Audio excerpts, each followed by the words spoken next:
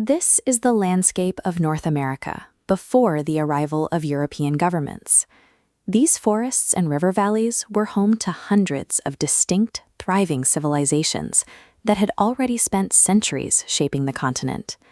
But modern pop culture tends to compress this vast human history into a single repetitive image, the warrior chief. We are taught to look for a singular male leader whose authority begins and ends with his military strength. This monolithic view hides the reality of the continent. By viewing every nation through the same lens, we overlook the sophisticated and highly varied political systems that actually manage these lands. To understand America before 1492, we have to move past Western definitions of power.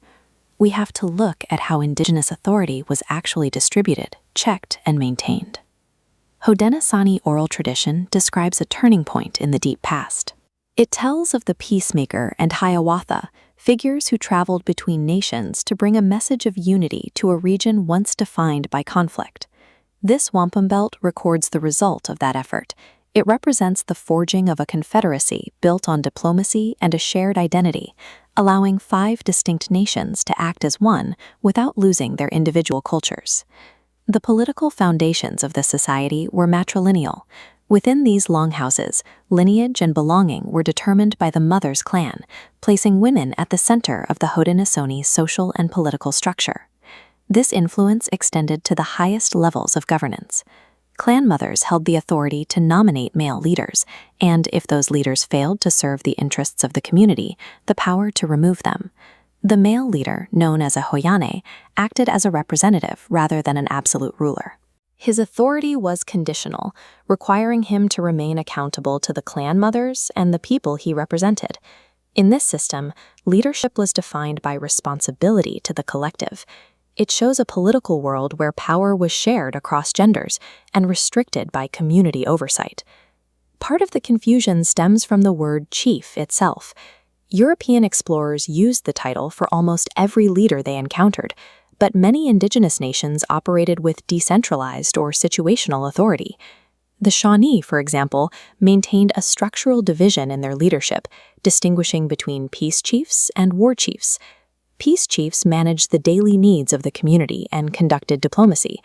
A war chief's authority was specific to times of conflict. Once the threat passed, their temporary power subsided.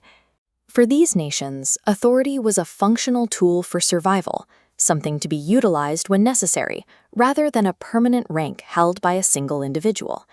As we move into the documented era of the late 16th century, we see these leadership traditions navigating a rapidly changing world.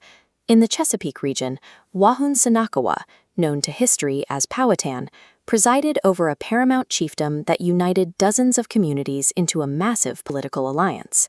This map illustrates the reach of his influence. Powhatan expanded his chiefdom through tribute, marriage alliances, and diplomacy, managing a complex regional network. The dozens of tribal names plotted here show the immense scale of the alliance he led when English ships arrived.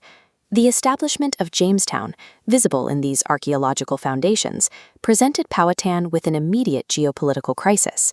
He responded as a savvy head of state. He balanced trade and political pressure, attempting to integrate the new arrivals into his existing system while protecting his people's territorial interests.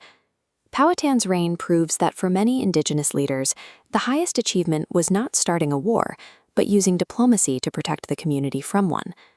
If we look past battlefield victories, how do we measure the greatness of these leaders? We see it in the clan mother maintaining the balance of power, the Shawnee leader dividing authority for the sake of peace, and the diplomat navigating the arrival of a foreign empire. In 1491, North America was a continent governed by hundreds of complex nations. European explorers did not enter an empty wilderness. They entered a landscape with established borders, trade networks, and deep political histories. These systems of leadership were already thousands of years old when the world reached this turning point. As European ships crossed the Atlantic, they were approaching a continent that was already fully formed.